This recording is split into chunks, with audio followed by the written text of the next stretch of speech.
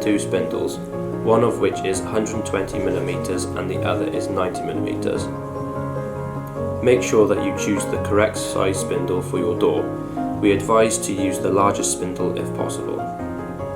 Screw the first knob onto the spindle and tighten the grub screw, making sure that it is positioned on the flat surface of the spindle.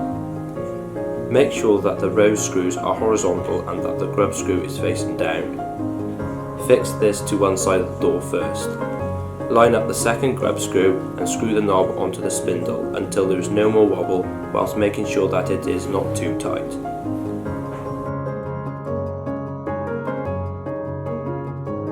This may need a few adjustments, but making sure that the grub screw is on the flat surface of the spindle again. Make each turn 90 degrees so that the grub screw lines up.